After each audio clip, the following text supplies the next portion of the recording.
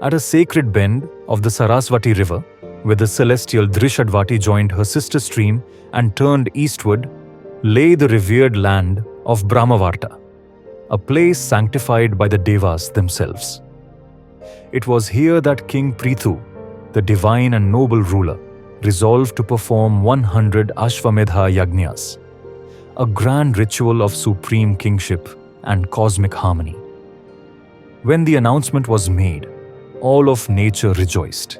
The earth, taking the form of a nurturing cow, poured sacred items, ghee, milk, and harvests into the Yagnyashala. The rivers offered sweet juices of sugarcane and grape. Trees gave fruits dripping with honey. The seas brought forth jewels, and the mountains gifted rich edibles. Every guest, celestial and earthly, arrived with offerings in hand.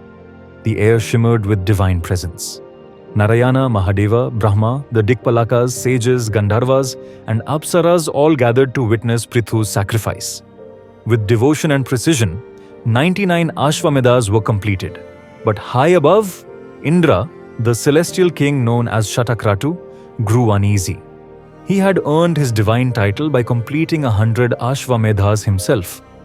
Now, a mortal, Prithu, stood on the brink of achieving the same. Indra's ego, wounded by jealousy, sought to prevent it. As the 100th Yagnya began, Indra, cloaked in a deceitful Pashandigis, appearing like a holy mendicant, stole the sacrificial horse. His disguise shielded him, for no one wished to harm one who looked like a saint. But Prince Vijitashva, Prithu's courageous son, would not stand by. Guided by the wise Sage Atri, he pursued the thief. Yet when he caught up, he hesitated, seeing only a peaceful hermit. Indra vanished, leaving the horse behind. The people hailed the prince as Vijitashva, the conqueror of the horse thief. Still not content, Indra struck again, shrouding the Yagnyashala in darkness and stealing the horse once more, along with its golden chain. Once again disguised as a sadhu, he fooled the people.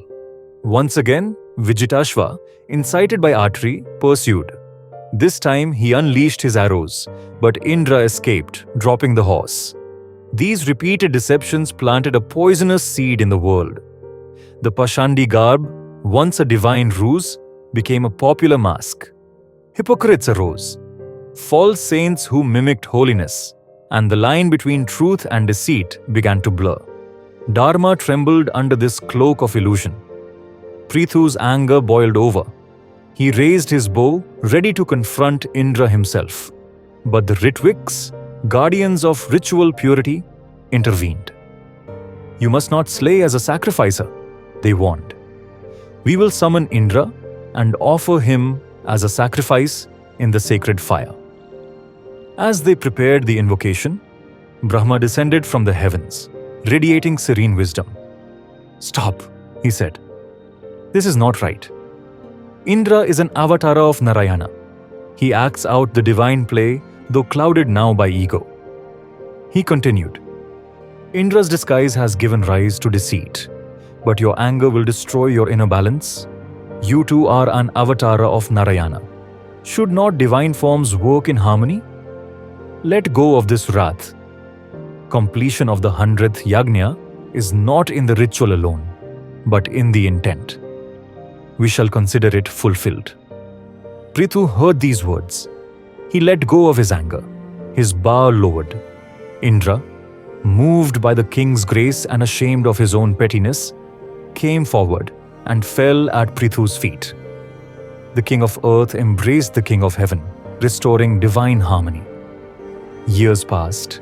The great King Prithu, now older and wise with time, renounced his throne.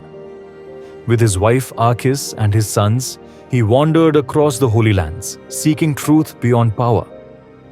At last, knowing his time had come, he settled in a forest hermitage, embracing yogic peace.